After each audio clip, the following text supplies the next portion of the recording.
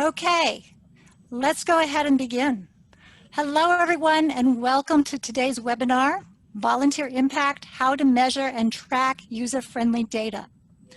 I'm Elisa Kosserin, and for those of you who don't know me, I was a volunteer manager for many years before I began my business, 20 Hats. Now I serve volunteer managers by coaching, offering trainings like this webinar, and working directly with nonprofits to help them strengthen their volunteer programs. My goal is to help volunteer managers like you experience more ease, satisfaction, and success in your work. Today's webinar covers something that I've come to believe is absolutely essential for any volunteer program, and that's creating data that demonstrates just how vital volunteers are to your organization.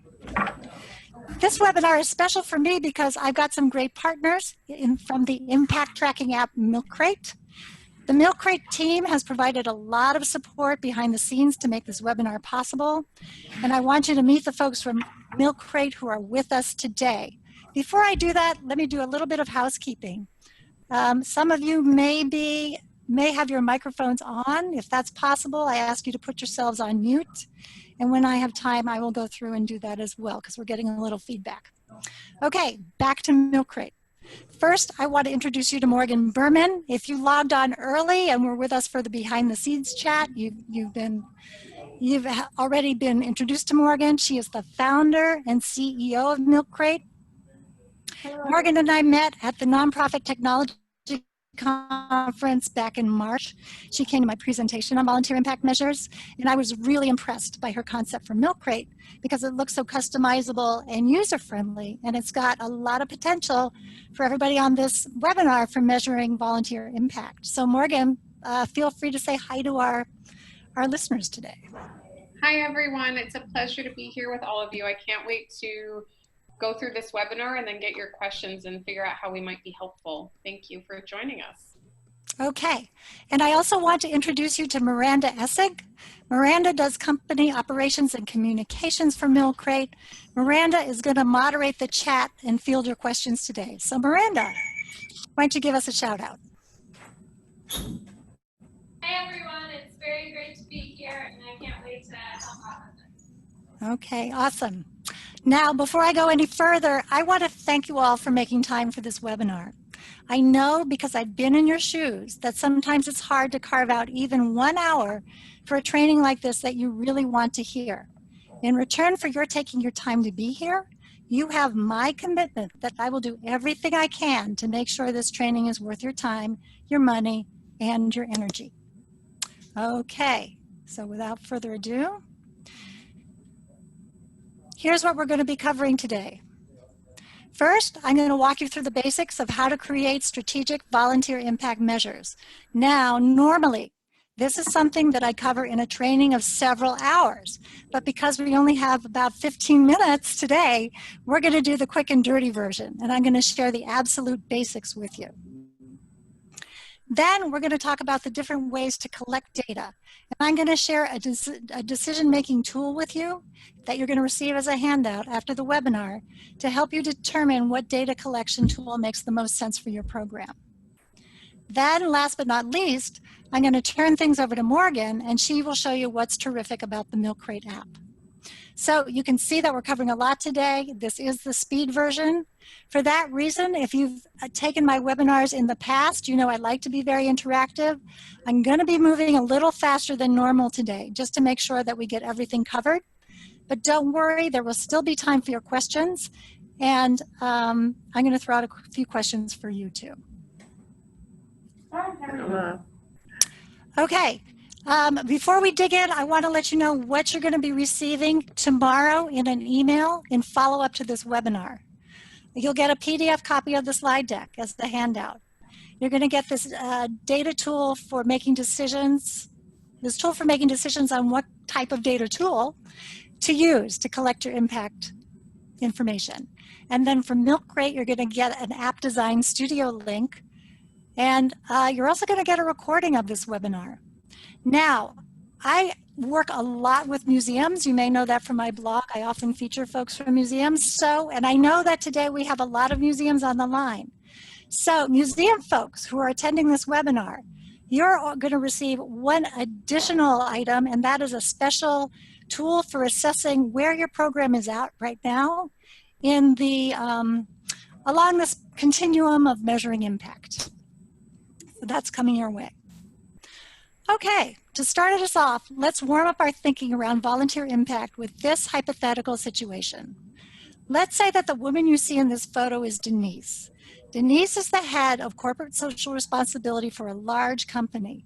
She is in charge of organizing groups of employees for local day of service events. So not so different from all of you, she needs to be able to report to her leadership that the time contributed to these events is making an impact in the community. And let's say that one of Denise's groups just volunteered for a nonprofit called Helpings for All. The mission of Helpings for All is to reduce food insecurity by preparing meals with unused food from wholesalers. So what Denise's group of employees did on their day of service was drive around and collect unused food donated from wholesalers. And they delivered this food to Helpings for All. My question has to do with how best to report on the impact of this project to Denise. So I'm going to show you two different ways that you could report data. And what I want you to do is tell me, if you were Denise, which outcome would describe the results of her team's efforts in the most meaningful way? In other words, if you were Denise, which outcome would you want to report back to your leadership to demonstrate that CSR is worth this company's investment? Okay, here's the first option. You could report back and say, last year, over 100 groups signed up to collect 20,000 tons of food. That's option A. Or you could say, and I don't know why it says option A again, apologies, I should say option B. The one on the bottom is, last year, our volunteer groups brought in enough food to provide meals for 100% of our clients. Which option is going to be, which method of reporting is going to be more meaningful to Denise? Go ahead and write your responses in the chat. And after a minute or so, I will ask Miranda to go ahead and share the results. Well, not even a minute. I see a lot of responses are coming in already. So I'm just going to be quiet here for a second. This is kind of exciting because I see all kinds of, I see the number in the chat going up and up and up. It's like at 39 now. Yeah, this is great. Yeah, 40, okay. Miranda, when we get to 50, why don't you take a look at the chat responses and let us know which one seems to be the preferred method of reporting on impact. It seems. Whoops, I'm getting some bad feedback here.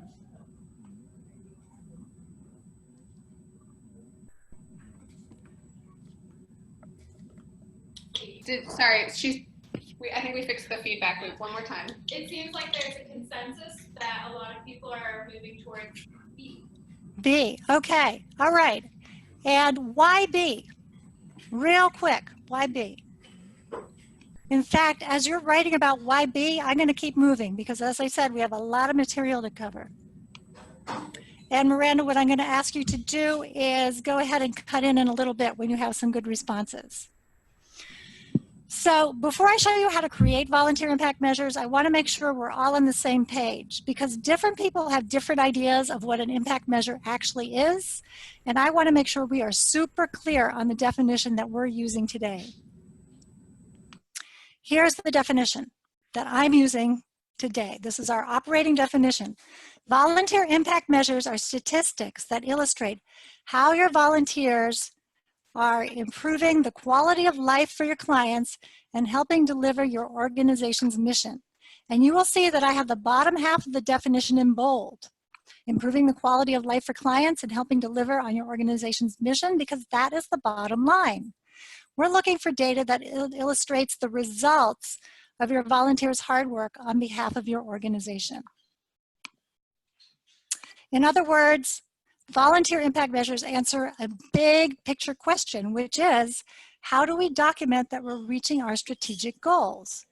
What's great about this process is that it connects the dots for your supervisors, your executive directors, your board chairs, your corporate contacts, and anyone else who needs to fully understand the value of the volunteer contribution. And let me just pause at this point. Miranda, what kinds of explanations were you getting for why B of those two options was the better reporting option?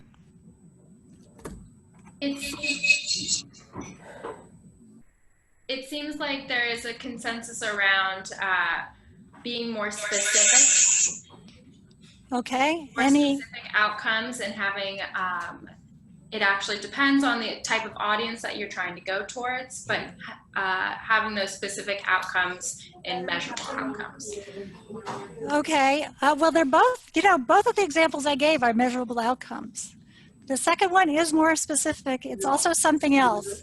And I'm not going to tell you what that something else is yet, because we're going to cover it in a second, and I hope it will become clear.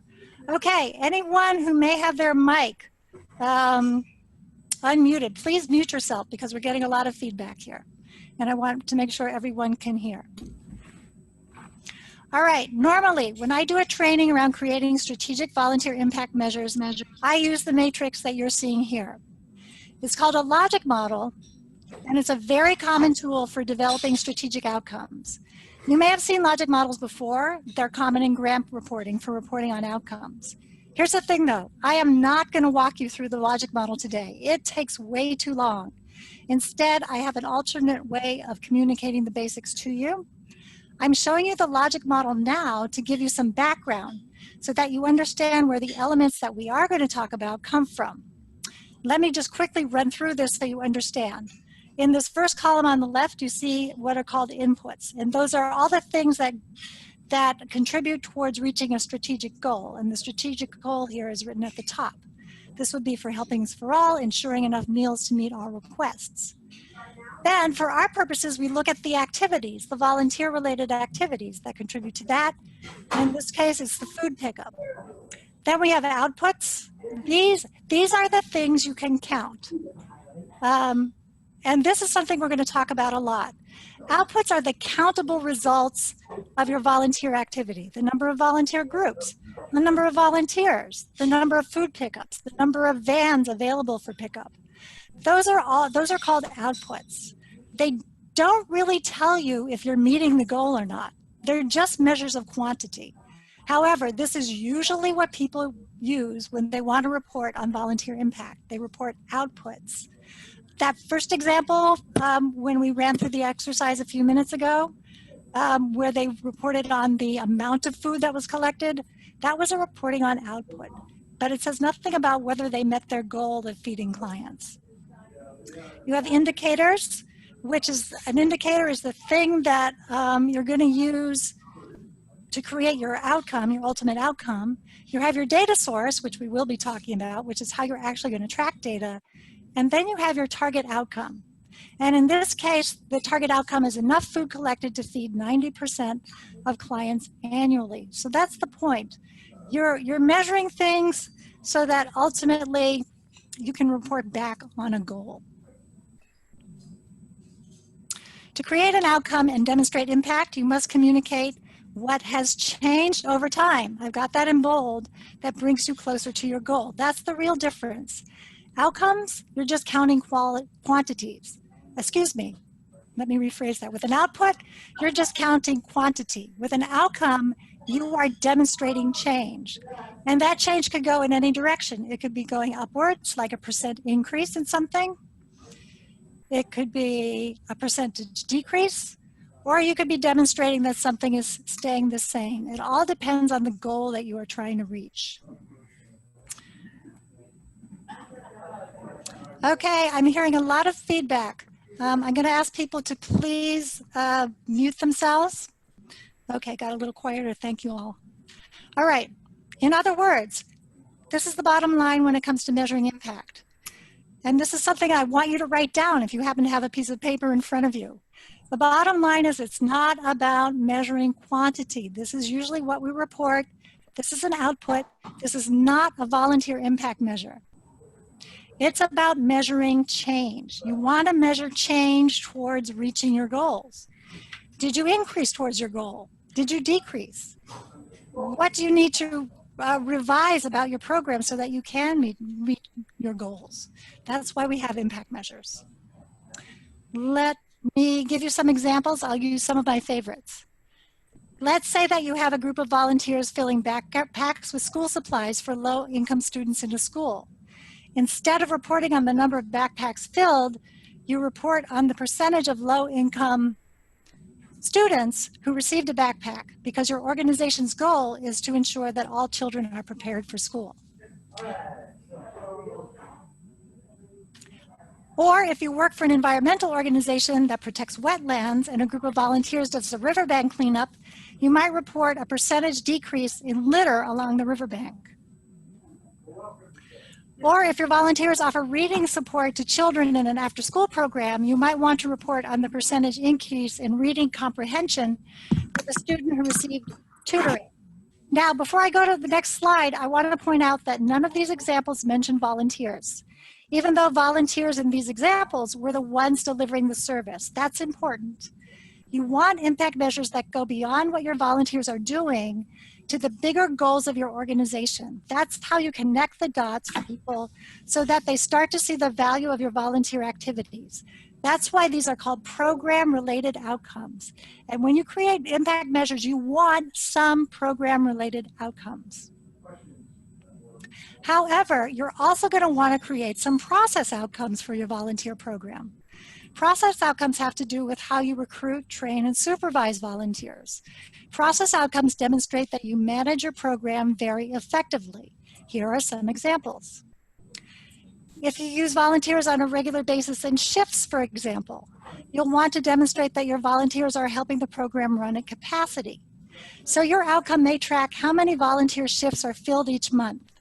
I work with museums here in DC, and this is one of the process measures that my museum clients often use. Having a happy volunteer corps is a really valuable indicator of effectiveness because we assume that happy volunteers are getting their needs met.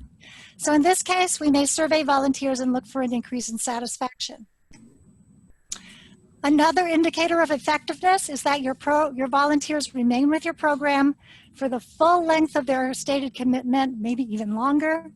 If your volunteers remain with your program, then the burden to recruit and train new volunteers may diminish. In this case, you may want to demonstrate an increase in volunteers who remain for a certain time period. In this case, in this example here, we're looking at 5 years. Okay, before we move on, I want to make sure that you are super clear on what a volunteer impact outcome is as compared to an output. Remember, I've been talking about outputs versus outcomes. Outputs are things you can count. They're measures of quantity. An outcome is an increase or a decrease. It's a measure of change towards your goal. So I'm going to give you a little quiz. I'm going to run through 4 examples. I want you to tell me if they are, which ones are outcomes, okay? Here's the first one. 20% of low-income families find housing annually. Write them down on a piece of paper, and then when you're ready in the chat, I want you to know which ones are actually outcomes. 50 volunteers filled 1,000 backpacks with school supplies at the service event. 15 different languages spoken by library volunteers. All staff requests for volunteers filled this quarter. Okay, so in your chat, let me know which one or which ones of these are outcomes. You don't have to mention the outputs, just the letter of the ones that are outcomes. And Miranda, let's give folks a few seconds and then we can go ahead and see what people think.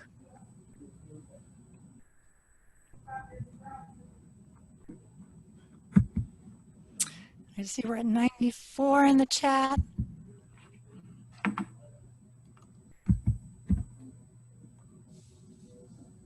Okay, which ones are outcomes? We're at 99 in the chat. How about one more response? And then we can check. Then we can check your answers. Well, it seems to be holding at 99. Okay, Miranda, What are people saying? Which ones are outcomes? People are saying that A and D are outcomes. A and D are outcomes? Okay, let's see if you are right. A is an outcome. Very good. D is an outcome. Very good. Did anybody write in B or C? Only a couple of people. Okay. All right. Great. Well, great. That means you are attending, and it means I'm explaining things well, which makes me happy too. Okay. I'm going to give you a formula so that when we're off of this webinar, you can start to think about creating outcomes without using a logic model. The first, and you're going to ask yourself a bunch of questions. The first one is, you need to be clear on what goal your volunteer activity helps achieve. If your department has goals and outcomes that it works towards already, start there. If not, take a look at your organization's strategic plan and see how your volunteer activity fits into the big picture. And if your organization does not have a strategic plan, then look to the mission and ask yourself the same questions. Whatever your volunteers do must be aligned to the larger goals and purpose of the organization. Second question, now ask yourself, what is the ideal result? What would improve as a result of the volunteer activity? What is it we want to make better because it's our goal? With Helpings for All, the example I used, the ideal result was that enough food gets picked up to make meals for every client. Then ask yourself, what's related to the volunteer activity that is a relevant measure? In this example, the relevant measure was how many clients received free meals annually. This is your outcome. When you're ready to start creating your own impact measures, I want you to review the webinar recording, review especially the examples I shared with you, and use these examples as your guide. Okay, I do want you to be asking questions. I'm going to be moving on, but I don't want that to deter you from putting questions in the chat. If you have questions about what we've talked about now, there will be time to get them answered.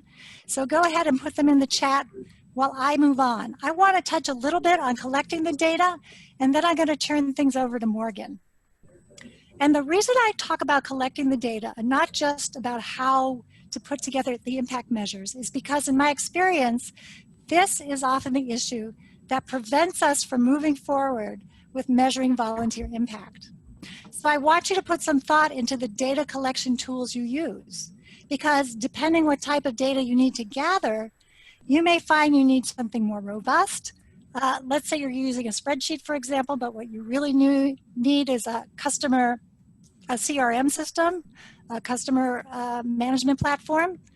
Sometimes actually it's the reverse. Sometimes the technology you're using has too many bells and whistles and you want something similar. But I want you to put thought into this because this translates into your time. So here's a list of common data collection tools: spreadsheets, volunteer management systems, CRM systems, surveys, sign-in sheets, attendance sheets. If there's something else that I've left off this list that you are using that you want to share with our group today, please go ahead and write that in the chat. And Miranda, I will ask you if you see any examples of other data collection tools in the chat to please share that. Okay. There are some factors when you're talking about what data collection tool to use. There are three big considerations to take into account. The first is time. Does your tracking tool require too much manipulation? And by that I mean, let's say you have a volunteer management system that just does not include all the fields you need to track data. So what you end up doing is downloading a spreadsheet, manipulating the spreadsheet, creating charts in Excel. That may do the job for you, but it takes a lot of time. And your time is valuable. So I want you to be thinking about whether it's worth it. The second is expertise. Is the person tracking the data been trained on the software and all its features?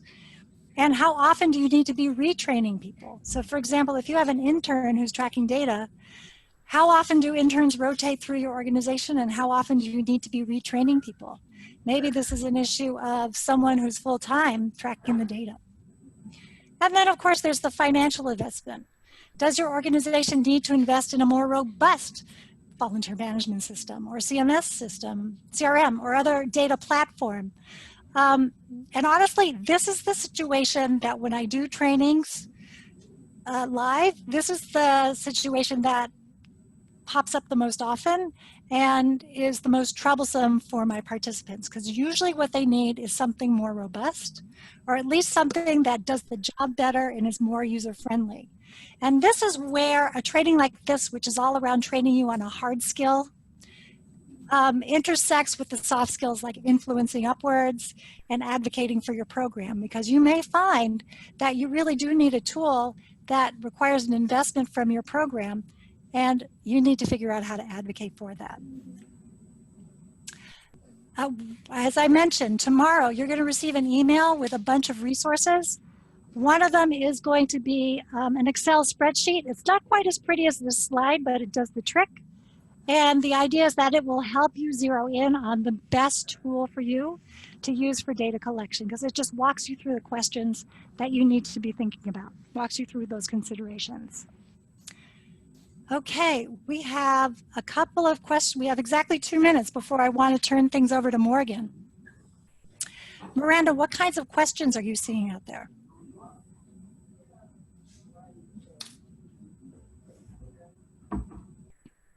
I am seeing that there's a lot of kind of confusion about like the program. What if your organization requires a program area to report on outcomes and the volunteer programs to report on the volunteer metrics? And how do you, what if they just kind of intertwine back together? That's a really great question, because in an ideal world, they should be intertwined together. Ideally, when your program is coming up with its outcomes, or maybe even doing a program-wide strategic plan, they are working volunteer metrics into those other outcomes.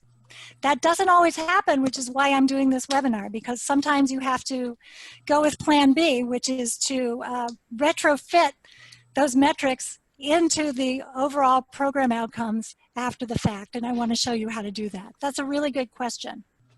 Any others?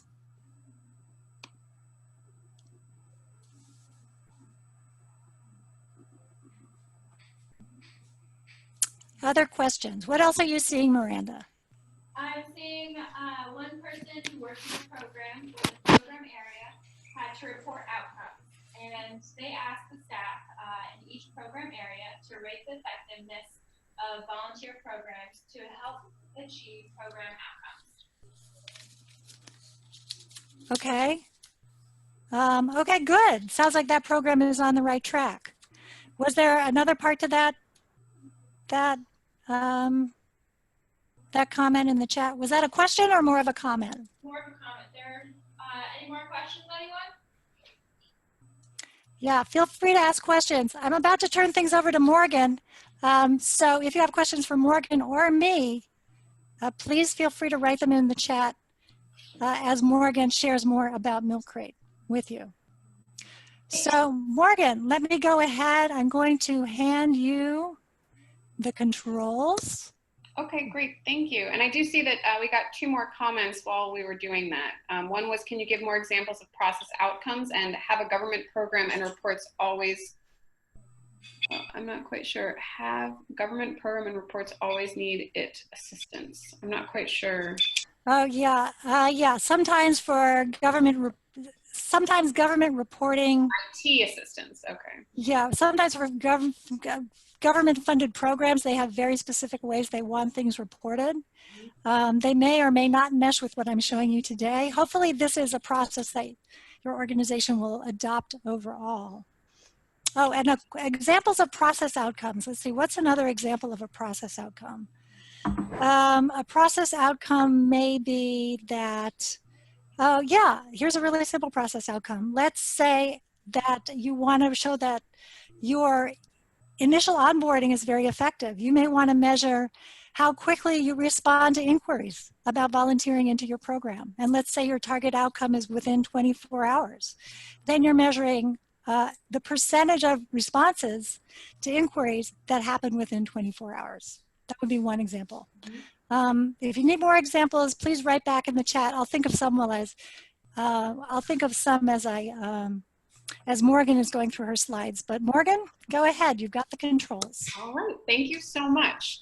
So the reason that MilkCrate is tied into this presentation is because what we do is help nonprofit programs that are trying to engage a group of people, often volunteers, although sometimes we do work with organizations that are engaging their members or their program participants. The end user can be a little bit flexible, but the goal is always to engage people, share content with them, share activities with them, facilitate communication, and then track activity so that that program's impact can be measured. And as you can imagine, a lot of the times the impact that's trying to be measured is related to volunteers. And I'll go through a couple different examples today about organizations we've worked with. So going to my next slide, hopefully. Oh, there we go. Okay. So as many of you probably know, foundations are giving over $66 billion a year to the 1.5 million nonprofits in the US. That's based on 2017 figures. However, these foundations have admitted that while 59% of them are requiring measurement of activities and outcomes, only about 16% of foundations are reporting that they're very successfully helping their grantees connect work to impact. And so that's really the thing that we're working on helping our clients solve, is this gap between foundations and other funders requiring you to track your impact or encouraging it or expecting it, but not actually helping. So we're here to help close that gap so you can track impact and grow it. And the way that we're doing that is when a foundation funds a program, whether that program is meant to make it free for teenagers to go to museums, or for entrepreneurs to grow their businesses, or for employees to be more civically engaged, whatever the program is, we provide a native mobile app that's tailored to the needs of that program so that those users can engage and that their activity results in data around the key metrics around attendance, activities, and communication in that program. So I'm going to just walk through one scenario, one of our first clients that really exemplifies a lot of the value of what we do and the kind of problems we love to solve. This is not a volunteer use case. I will talk about some of those in a minute, but I think it translates pretty easily. So the Cultural Alliance received funding from the Knight Foundation to make it free for every teenager in the city of Philadelphia to go to museums.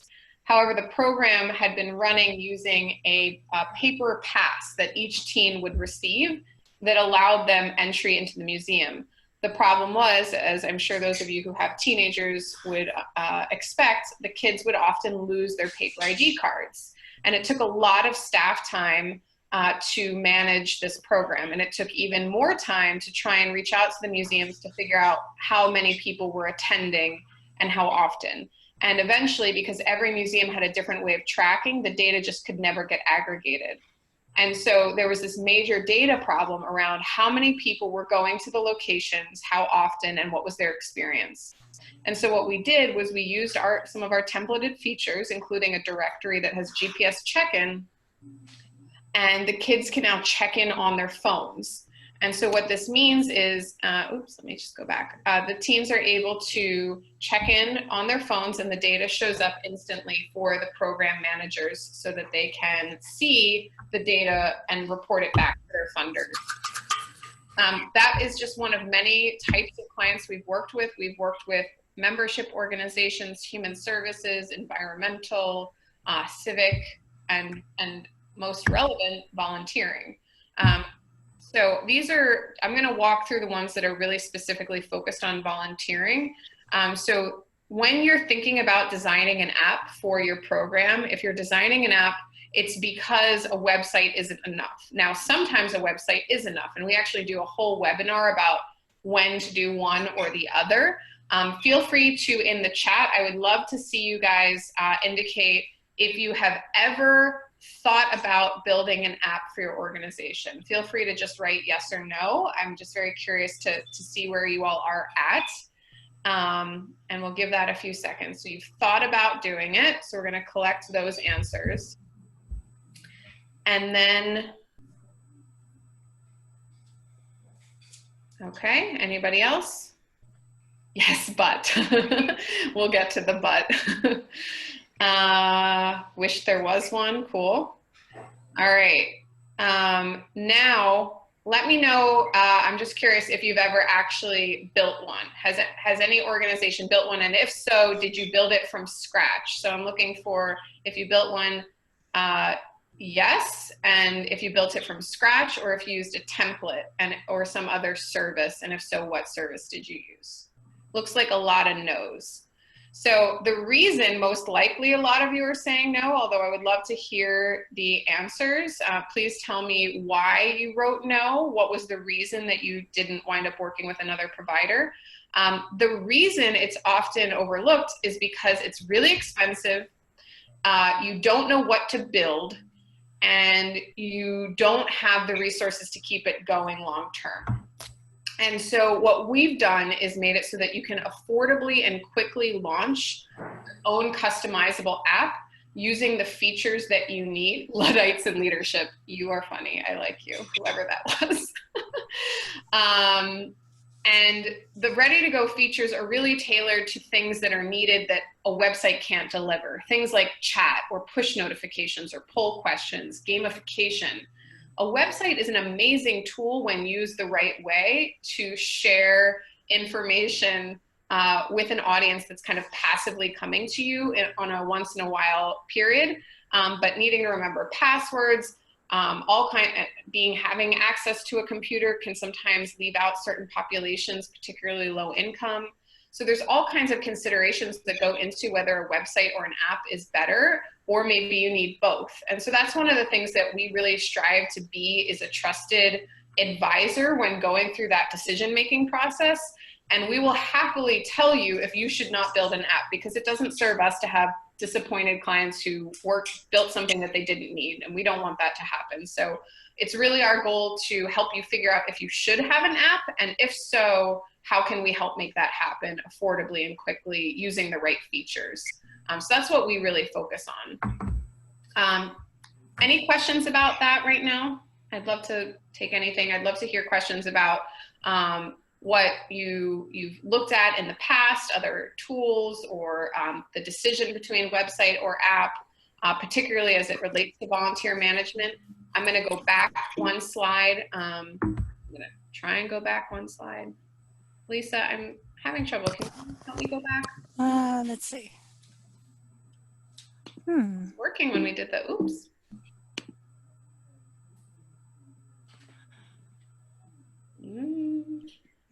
Is that where you want to be? No? No. Here, let me take back control for a second. Okay, yeah, let's just have you control it. And then Okay. let's hit next. All right. Okay, well, it's not cooperating for me either. Which direction, let's see. Which direction do I need to go? Back towards the beginning, please. Are we talking about an app website for the institution or the volunteer program itself? Great question. This is very much for the volunteer program itself, yes. What we do is we help you focus in on the program and the people in the program. A website is too broad, or the approach of a website is often too broad to try and engage everyone in the different things that they need to engage with. And so one of our core features that often gets used is the ability to segment your users into different groups and have them see different content. For example, we actually have a volunteer hour tracker feature that's on the previous slide. Elisa, if you can go there. So what you can see is it's called the counter. It's in the bottom right quadrant of this slide. And it allows a user to enter in a number of units of something.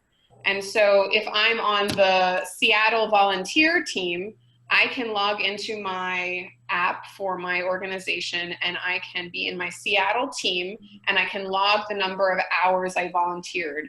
Or I can use the counter if we create it to log the number of bags of trash you picked up, or log the number of meals you prepared that day, for example. And then someone on the Pittsburgh team can count their meals or their bags of trash or their hours served, and all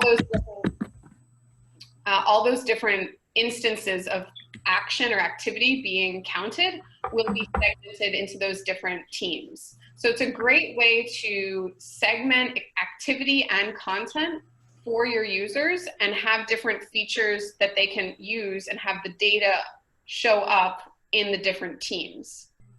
So you can see in the top row, there's that team feature. Chat allows you to, you could segment that so you could only chat with users that are in the Seattle team or the Pittsburgh team, or you could chat with everyone. There's a lot of flexibility here where you're able to pick and choose from the different features and how to arrange them to suit the needs of your volunteer program or your member program for your organization. And again, the whole thing is branded for your organization. So with our clients, it's the Stamp app or the We Vote app, the Read by Fourth app.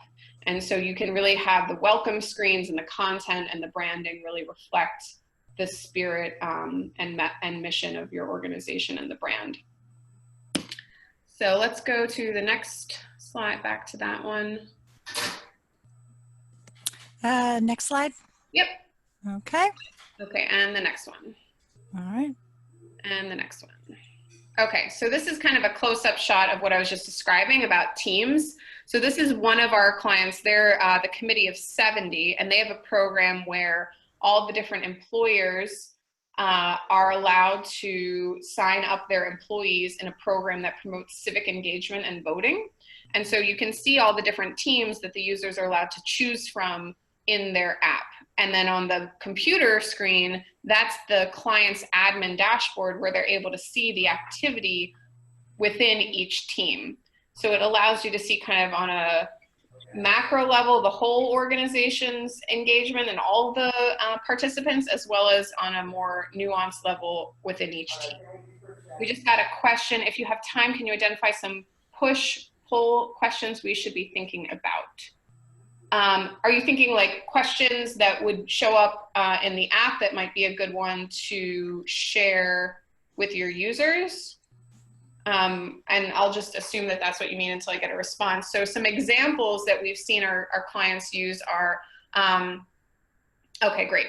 So let's say you were to host a big event, and during the event you want to ask everyone you know, to vote on something about what's going to happen in the next few moments. You could actually have a timed poll question in the app where you could say, you know, we're voting for best dressed at the gala. You know, here are the 5 top people, pick one. Or it could be this spring, we're thinking about doing one of the 3 following volunteer activities. Which one are you most likely to participate in? So that you can do more like forward thinking planning. You know, are you more interested in doing a river cleanup, a park cleanup, or a city streets cleanup? And then see how many you get. So you can use it in a lot of different ways for in the moment questions or future planning or opinions. We get a ton of engagement on these poll questions. The thing that's really interesting is when you answer a poll question, it actually shows you how your answer compares to everyone else's percentage-wise. And people love knowing how they compare to other people, right? We all want to know how we stack up and how our opinions stack up. Like when you were answering the questions and you were like, oh, I got that one wrong, or I got that one right. We all want to kind of know. So that really drives engagement. A great way to access training issues and ideas as they pop up. Absolutely. Yeah, so you can always just keep asking questions. Another really helpful feature, and actually I'm going to talk about this use case. It's the most relevant, I think, to this conversation because it's for volunteers. The Philadelphia Free Library System has a program called Read by Fourth. And for a couple of years now, it's been powered by hundreds of reading captains. These are volunteer literacy community educators. And they were tasked with going out into their communities to promote literacy by training parents about how to help their kids get on grade reading level. And so the library hired us to build an app for the Read by Fourth families and volunteers. And so that app has been a great way for the trainers to provide the content that the volunteers need, like the tips and tricks to share with parents. And on the page, when they have that tip where they say, you know, it's important to read to your kids at night, underneath there's a comment section where the reading captains or the parents can comment about strengths or things that they're doing well, things that they're struggling with, other tips that they might have that relate to that. And so you can kind of collect that qualitative data along with the quantitative data around feedback and what's working. I got a question, do most clients also use another system to track hours or scheduling? So most of our clients, no. We pretty much can become the way to track that. It really does depend on the needs of the client, and that's one of the things that we figure out in discovery so that we can figure out, is our standalone system sufficient? And hopefully it is, and often it is, but not always. And so that's an important reason to set up a kind of follow-up conversation if this is something that you're thinking about doing for your organization. We will happily spend time helping you think through that well before you ever become a client, just to help you kind of decide if that's the path you should take or not. Can we go to the next slide, please? And please keep the questions coming. Here's just two kind of close-ups of some really popular features. The first is push notifications. So on the phone, you can see that's kind of an example when you get a push notification on your lock screen of your phone where someone's trying to text you, or an app is trying to tell you about a new thing, or a new, your news app is giving you a new article. You can do that same thing with a MilkCrate app, where you can send a message that everyone will see, and that when they click on it, it will open a specific article or video or poll question or a sign-up opportunity or whatever in your app. And then in the computer side, you can see that's where you actually compose the push notification, where you write the text, you decide who you send it to. Is it to the whole volunteer group or the whole membership group? Is it to a specific team or teams, or even an individual? And does it link to a specific page in your app? Can we go to just click one more? I think there's going to be another one. Great. And this is actually that poll question we were talking about. So how often do you do whatever? And then you give a list of options, and when they click on it, you can see those. And then you get your data in your admin dashboard, where you can see the pie chart breakdown as well as the individual responses. And so this really ties into what Elisa was talking about earlier, where you're able to see the data and then measure the change over time. And that's something that we're really interested in helping our clients think about too. So yeah. What are you all thinking about as like a measure of change over time that you wish you had, that you think maybe an app could provide? I'd love to see any answers about that in the chat, just as we continue. Like, what is this making you think about that maybe you would want to be able to measure, like number of hours volunteered, number of bags picked up, opinions about things, comments that people make. What are the kind of activities or actions that you'd want to be able to measure change over time that you think a kind of a mobile experience might be able to have? Satisfaction, yeah, for sure. We definitely have poll questions all the time by our clients asking about, how are people feeling about the program, or the experience they had at the event, or when they went to the location, or they did the training. Mm-hmm. Number of visitors served by tours. Oh, for sure. Yeah. Mm-hmm. Yep. Willingness of clients to participate again, for sure. Yeah, that kind of input. I'm seeing a couple of these, like wanting to know that in real time data about an individual's interaction with other individuals, and being able to record that and having the app kind of be like a workflow tool. I think that makes a lot of sense and is definitely doable. And we've seen some use cases like that. Yeah, and I love the feedback. It sounds like it's really cool. Okay, let's go to the next slide.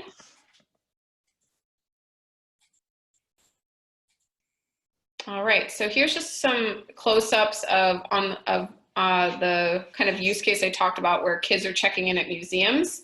So in the middle screen, where you've got that directory, that little GIF showed you the map and how you're able to kind of zoom in and out. On the left, you also have a registration sign up, and you can see at the bottom there's that comments field. And that was what I was talking about earlier, where on pretty much any piece of content in your app, whether it's an event, an article, or a video, you can have that comment field where your users can share their thoughts, in addition to the more kind of data, the quantitative approach with the poll questions and the surveys.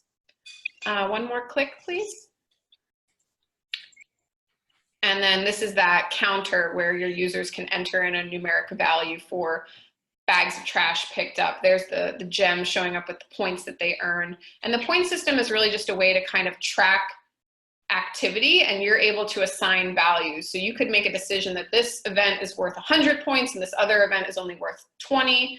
You could make a decision that checking in at this location is worth 1,000 points and these other locations it's only worth 500. You get to customize all of that and decide and change it whenever you want on the back end. So that's totally customizable. And then if you wanted to recognize people who hit a certain level of points, it becomes really easy to kind of measure contribution and engagement and which volunteers or members or users are the most engaged. Okay, so we can go to the next slide. And this is just to give you a close-up of, again, the admin dashboard from a data perspective. This is the Stamp app. They're now twice as many users, but this was months ago. There are about 4,500 users now, but you can see all those museum check-ins that were verified through GPS. You can see what days were most popular. You can see what time of day, the breakdown of the activity types. So that first top left pie chart with that blue that's almost 75%, that's actually the poll question answers. So even though these kids are going to lots of locations, the museums, and checking in, they're even more engaged by answering the poll questions because they love the questions and getting to answer them and see how they compare to others. So all of you who are talking about wanting to get people's opinions and willingness to recommend and things like that, this is a great way to do it. All right, we can go to the next one. So it's funny, when Elise and I were going over this, I realized, I'm like, this isn't showing change over time. This is kind of a snapshot of data.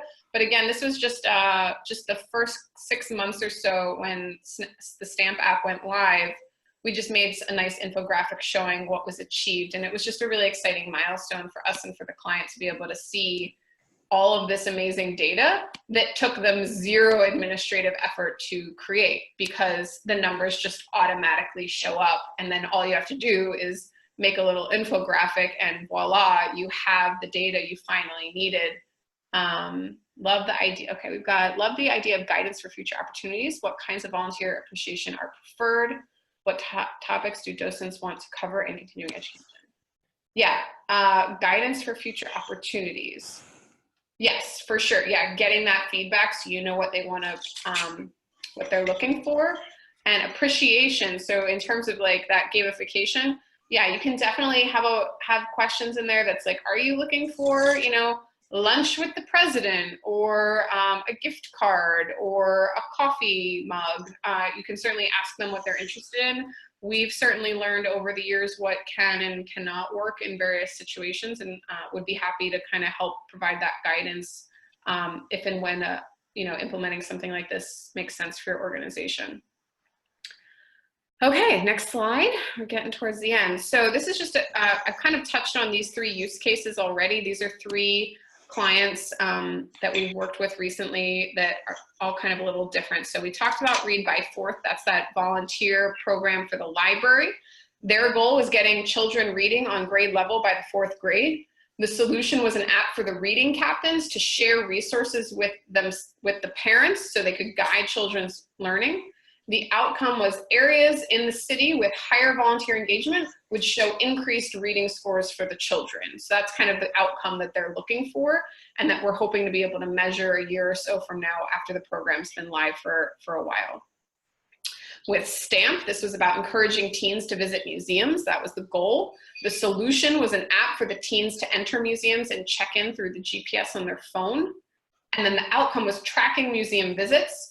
There's no more paper pass required, which reduces issues around lost passes. They're now able to send reminders with push notifications and able to make the info accessible in the moment when the teens are planning where they might go after school or on the weekend with their friends. And we love seeing when users check in at the same time, because then we realize those teens are going together. Okay, and finally, WeVote. So this is a client that created, their goal was to create civic engagement as a corporate norm, increasing voting in the city of Philadelphia. The app that we built, the solution, was an app with content and gamification and competition all around opportunities to be more civically engaged, and reminders to vote. And finally, the outcome was increased voting, employees feeling engaged, and participation being tracked. So feel free to write any questions. I see one already, but please keep them coming. What workarounds are available for my old schoolers who don't use cell phone apps? So there are things you can do, including, and we actually did this with the We Vote program, or sorry, with the Read by Fourth program, where we did a training and we actually sat down with those old schoolers and we helped them install the app on their phone with the staff of the organization. So you can provide that guidance to help get the app on their phone. Phones are the best technological way in terms of equitable to reach the most people. Obviously, the numbers are lower the older you get, but they're not as low as you might think. And yes, they might have a smartphone. No, they might not know how to download an app. But again, trainings, in-person interactions can help close that bridge. And we'd be happy to talk about what our experiences have been like working with clients that are serving an older or more diverse age population. Any other questions about the 3 case studies we went over? Or any of the features we talked about, or the difference between an app and a website, and the reasons you might use them. Yeah, and I'm just going to break in for a second. We're about 2 minutes before the hour. I am happy, and Morgan, let me check with you. I am happy to stay for a couple of minutes after 3 to answer questions if anybody wants and has the time to stay on the line. Other than that, we'll do our wrap up soon, but we have time for a couple more questions. Okay, great. Looks like I just got 2 more. Were the teens interacting with the polls and check-ins by, excuse me, downloading the app? Yes, they were. They were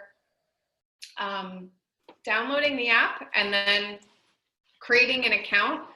And then inside the app, they were given the chance to check in at the museum and answer poll questions. Does that answer your question? Okay, great.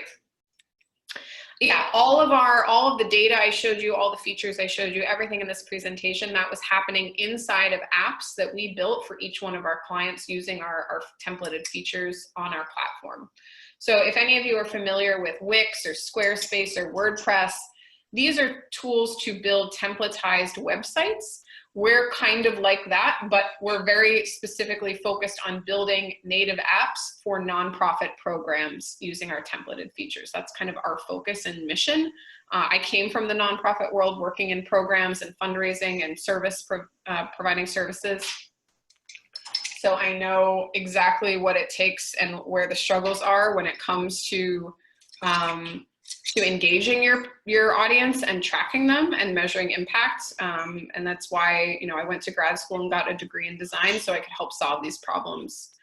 And in terms of the cost, that is a question that everyone asks, obviously, because everyone's budgets are tight. And so what we have kind of committed to as a B Corp, meaning a mission-driven tech company, we have a sliding scale and we have a very fine-tuned process that allows us to work with pretty much any organization that wants to work with us. It's our goal to be to have money not be a reason to not work with us. And we have a bunch of different ways that we do that through grant programs, with partnering with other funders, and also just having flexible pricing as well as different payment options. So don't let money keep you from at least having a discovery call where we can talk with you about what your needs are and what you're looking for, and then we can help you figure out if it's us or if it's somebody else. And we have a list of providers we can connect you to if you're looking for something grander or more modest, depending on what you're looking for. Minimum audience size, we don't have a minimum requirement, but we do have a range, and 400 is definitely above our minimum. I believe something in the 50 to 100 range is probably the lowest we've ever done.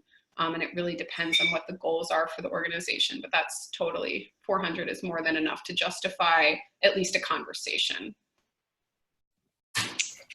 Okay.